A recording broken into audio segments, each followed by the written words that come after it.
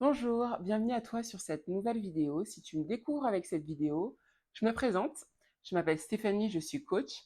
Et mon intention avec cette chaîne YouTube est de créer du contenu pour aider les personnes qui sont discrètes à avoir confiance en elles afin qu'elles puissent exprimer leur plein potentiel.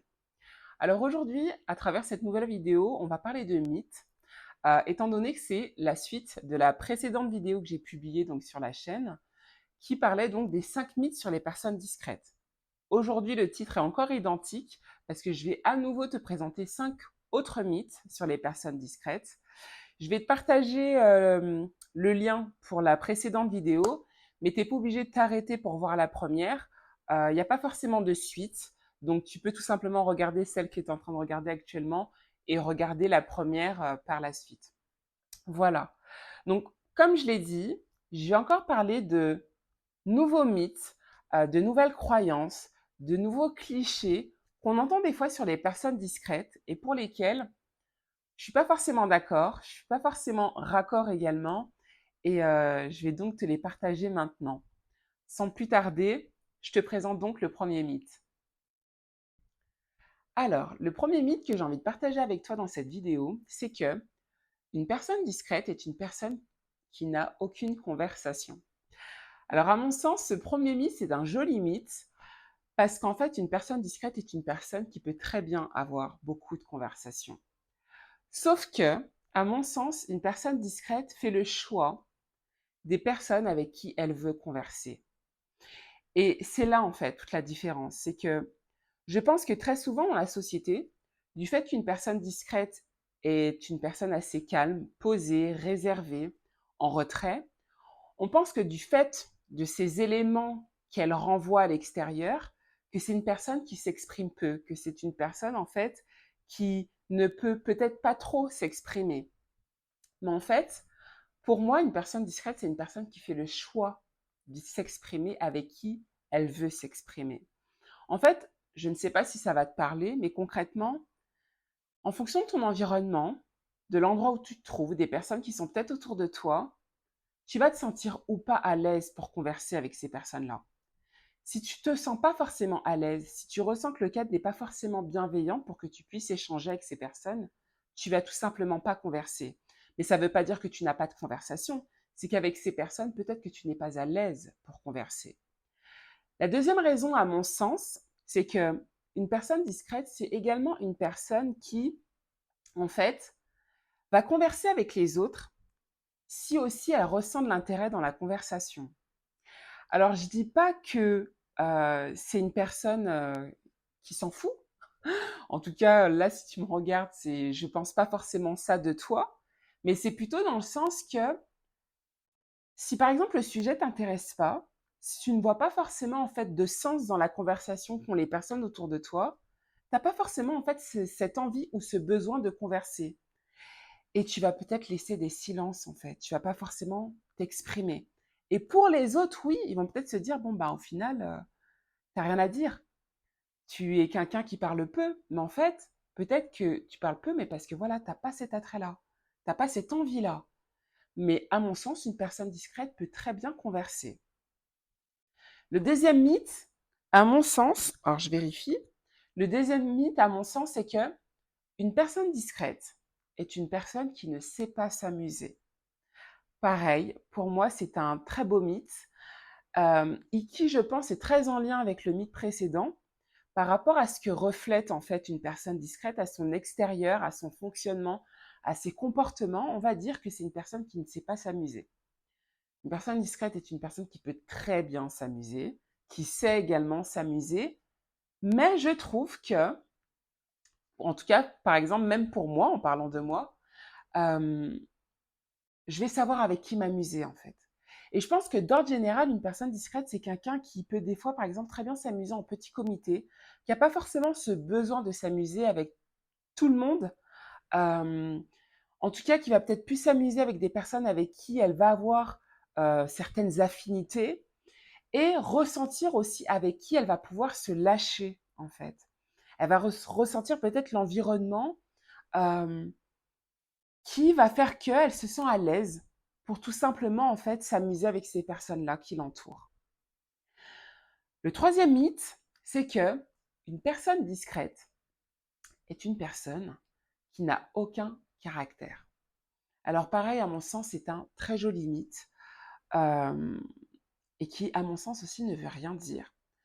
Parce que dans la société, je trouve que on décrit très souvent une personne qui a du caractère par le fait que ça soit une personne qui euh, s'exprime fort quand elle parle, que c'est une personne en fait qui a besoin des fois de crier, en fait, qui rentre peut-être du tac au tac dans les conflits, que c'est une personne en fait qui est sans filtre, en fait, qui va dire comme ça les choses à chaud, etc. Et là, on va dire, ah, cette personne, elle a du caractère, elle ne se laisse pas faire. Pour moi, c'est pas parce que en fait tu vas crier, que tu vas gueuler, dans un terme un peu plus familier, que tu as du caractère. Pour moi, une personne qui a du caractère, des fois, c'est tout simplement une personne qui connaît ses limites et qui, des fois, en fait, tout simplement, sans pour autant avoir le besoin de crier, mais qui peut dire tout simplement non, en fait. Pour moi, c'est faire preuve de caractère. Tu n'as pas forcément besoin, en fait, de montrer ou de te faire entendre auprès des autres ou de, quand il y a peut-être un conflit auprès de certaines personnes, en parler à tout le monde ou dire, bah, moi, je suis comme ci, moi, je suis comme ça, moi, j'ai du caractère. C'est pas ça pour moi, être une personne de caractère. Et très souvent, comme une personne discrète et quelqu'un de très posé, de très calme, très en retrait, qui des fois sont des personnes aussi qui n'apprécient pas forcément le conflit. Ce sont des personnes aussi, euh, bah, des fois très gentilles aussi, euh, et qui apprécient aussi la bienveillance, qui sont aussi des personnes des fois très empathiques. On va dire en fait c'est des personnes qui n'ont pas du tout de caractère. Ça n'a rien à voir. Une personne discrète est une personne qui peut très bien avoir son caractère, poser les choses quand c'est nécessaire, mais elle le fera tout simplement dans sa manière d'être en fait, d'une façon en fait qui lui correspond, qui va ressembler en fait à son fonctionnement, tout simplement. Le quatrième mythe, pour moi, c'est un mythe assez important, mais qui va plus s'appliquer en fait dans le cadre professionnel. Le quatrième mythe, c'est qu'une personne discrète est une personne qui ne peut pas être un bon leader, mais également, c'est une personne qui ne peut pas être un bon manager ou qui ne peut pas tout simplement occuper des postes de management.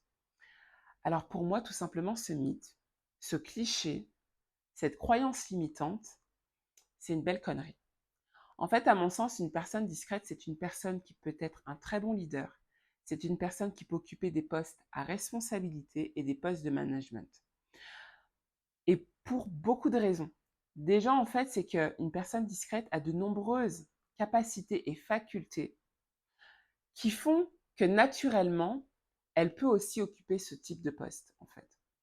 Mais le truc, c'est pareil, c'est que dans la société, on va se baser en fait à des faits encore une fois qui sont très externes à la personne et que on va se dire du fait du fonctionnement, du fait de la manière d'être d'une personne discrète, ces personnes-là en fait sont limitées à occuper certains postes, sont limitées à faire certaines choses ou si elles le font, elles n'auront pas forcément la poigne pour tenir ces postes-là ou autres. C'est faux. C'est totalement faux.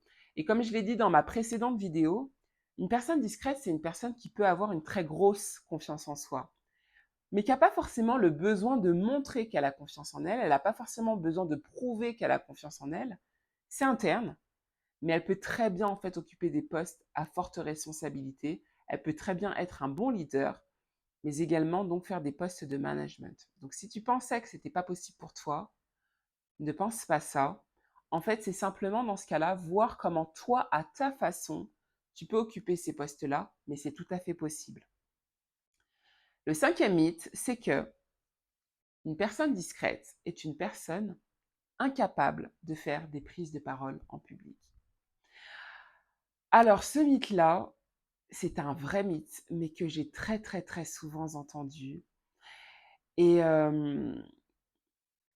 qui, en fait, indirectement, je me comprends quand je dis ça, mais ça m'attriste que des personnes puissent penser, en tout cas, puissent avoir un état d'esprit aussi étroit, en fait, si je peux m'exprimer comme ça. C'est pas un jugement, en fait, négatif, mais je trouve que dire que parce qu'une personne s'exprime peu, en tout cas pas comme la norme de ce qu'on voit dans la société, pas autant que certaines personnes, que ces personnes-là s'expriment pas comme euh, beaucoup de personnes, et qu'on va se dire, dans ce cas-là, cette personne-là ne peut pas faire de prise de parole en public. C'est faux et c'est archi faux. Ce mythe-là, je le partage aussi parce que c'est une réflexion qu'on m'avait fait part il y a quelques mois en arrière. C'était dans le cadre professionnel. Et en fait, une personne m'avait dit, mais Stéphanie, en fait, toi, t'es pas introvertie parce que tu prends la parole en réunion. Et si tu étais une personne introvertie, en fait, tu ne pourrais pas prendre la parole devant tout le monde. En fait, tu tremblerais si tu devais t'exprimer. J'ai pas voulu, en fait, et j'ai même pas jugé important de me justifier et de m'expliquer auprès de cette personne parce que je me suis dit, elle a ses croyances et j'ai les miennes. Et pour cette personne, elle me posait déjà l'étiquette, en fait, que j'étais extravertie parce que je m'exprimais, en fait, devant tout le monde. Et d'ailleurs, pour elle, je ne connaissais pas la définition d'une personne qui était introvertie. Et là, je vais faire une rapide parenthèse. C'est qu'en fait, ne laissez pas les gens définir qui vous êtes. Et c'est pourquoi il est important que vous connaissiez vous-même la personne que vous êtes, pour vous définir en fait vous-même. Parce que si vous-même, vous ne savez pas qui vous êtes, les autres ne vont pas s'empêcher de vous définir et de vous poser des étiquettes. Ne laissez pas les autres poser des étiquettes sur la personne que vous êtes. L'introversion, en fait, c'est un trait de personnalité, c'est une façon d'être. Mais ça ne veut pas dire parce que vous êtes une personne introvertie ou que vous êtes une personne timide que vous ne pouvez pas faire certaines choses que d'autres personnes introverties, plutôt extraverties, font, en fait. L'introversion ne bloque pas à faire les choses. L'introversion, en fait, n'est pas un frein à faire les choses. En fait, c'est juste que vous allez faire les choses à votre façon, mais ça ne vous empêche pas pour autant de faire ce que font certaines personnes, en fait. Des personnes qui sont introverties sont de très bons orateurs. Il y a des personnes qui sont introverties qui sont des très bons conférenciers ou conférencières. Il y a des personnes qui sont introverties qui sont de très bons journalistes. Il y a des personnes qui sont introverties qui sont sur scène, en fait, qui sont chanteurs, chanteuses, qui font des choses où ils sont mis en avant, en fait. L'introversion n'empêche pas de se mettre en avant. Et tu peux donc très bien être une personne discrète et n'avoir aucune difficulté à t'exprimer en public.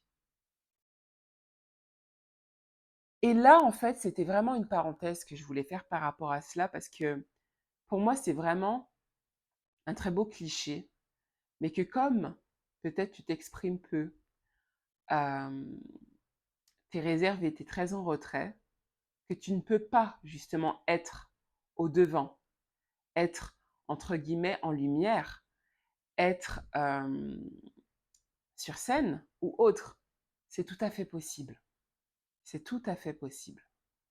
En étant une personne introvertie, en étant une personne timide, tu peux tout autant que les autres. Donc voilà. Je vais m'arrêter là en fait pour cette vidéo et pour ces mythes-là. C'est tout ce que je voulais te partager. Et bien sûr, j'ai plein d'autres sujets à te partager par rapport à l'introversion et à la discrétion. Si cette vidéo t'a plu et que tu l'as regardée jusqu'à la fin, déjà un grand merci à toi. Mais n'hésite pas à la liker pour me dire que ce contenu t'a plu. N'hésite pas à partager la vidéo si tu sais également qu'elle peut peut-être parler ou aider quelqu'un qui en aurait peut-être le besoin. Si le contenu là que tu as regardé, tu l'as apprécié, ben, n'hésite pas à t'abonner et à cocher également sur la petite cloche pour être informé de l'apparition des nouvelles vidéos que je compte partager. Et voilà, n'hésite pas également à me commenter si tu voudrais me dire certaines choses. Ça sera un plaisir pour moi de te lire et de te répondre en retour. Et n'hésite pas aussi à me faire part peut-être d'autres mythes que je n'aurais pas partagés dans ces deux vidéos et qui peut-être m'aideront également donc à faire l'objet de prochaines vidéos sur la chaîne. Donc voilà, un grand merci à toi si tu m'as visionné jusqu'à la fin et je te dis à la prochaine dans une nouvelle vidéo. Bye.